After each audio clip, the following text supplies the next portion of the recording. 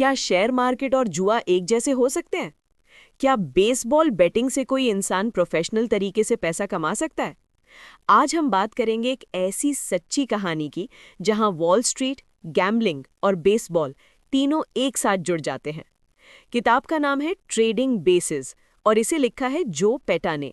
साल 2008 financial crisis ने पूरी दुनिया को हिला दिया था।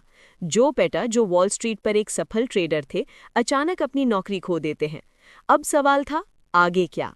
उन्होंने सोचा, जो स्किल्स उन्होंने मार्केट में सीखी हैं, क्या उन्हें किसी और जगह इस्तेमाल किया जा सकता है? उन्हें बेसबॉल बहुत पसंद था और तभी उनके दिमाग में एक आइडिया आया, क्या स्पोर्ट्स बेटिंग को ट्रेडिंग की तरह किया जा सकता है? उन्होंने देखा कि ट्रेडिंग और बेटिंग में काफ़ी समानताएं हैं। दोनों में प्रोबेबिलिटी काम करती है, रिस्क मैनेजमेंट ज़रूरी है, इमोशन कंट्रोल सबसे बड़ा हथियार है और सबसे ज़रूरी, आपको अपना एज ढूंढना पड़ता है। जो पेटा ने बेसबॉल के डेटा का गहराई से विश्लेषण करना शुरू किया। पिचर्स की performance, stadium effect, weather conditions, player statistics, उन्होंने एक मैथमेटिकल मॉडल बनाया। फिर उन्होंने कंपेयर किया जो बुकमेकर्स जो ऑड्स दे रहे थे और उनके मॉडल की असली प्रोबेबिलिटी। जहां फर्क मिलता वही उनका मौका होता। लेकिन असली गेम यहां शुरू होता है, क्योंकि सिर्फ सही एनालिसिस काफ़ी नहीं है। अगर आप एक ही बेट में पूरा पैसा लगा दें तो एक लॉस सब खत्म कर सकता है। इसलिए उन्होंने अपनाई स्ट्रिक्ट बैंक रोल मैनेजमेंट। हर बेट में सिर्फ छोटा परसेंटेज, कोई ओवर कॉन्फिडेंस नहीं, कोई पैनिक नहीं।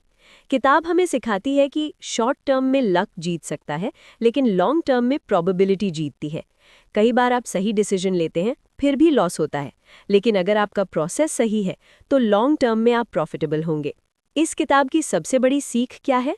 ट्रेडिंग हो या बेटिंग, अगर आपके पास स्टैटिस्टिकल एज नहीं है तो वो जुआ है। लेकिन अगर आपके पास डेटा, डिसिप्लिन और रिस्क कंट्रोल है तो वही चीज़ एक प्रोफेशनल सिस्टम बन जाती है। अंत में जो पेटा साबित करते हैं कि सिस्टमैटिक अप्रोच और डिसिप्लिन के साथ अनसर्टेन दुनिया में भी प्रॉफिट कमाया जा सकता है। लेकिन ये आसान नहीं है। इमोशन कंट्रोल ही असली ताकत है। तो याद रखिए, मार्केट हो या स्पोर्ट्स, गेम हमेशा प्रोबेबिलिटी का है। विनर वही बनता है जो रिस्क को समझता है, इमोशन को कंट्रोल करता है और डिसिप्लिन से खेलता है।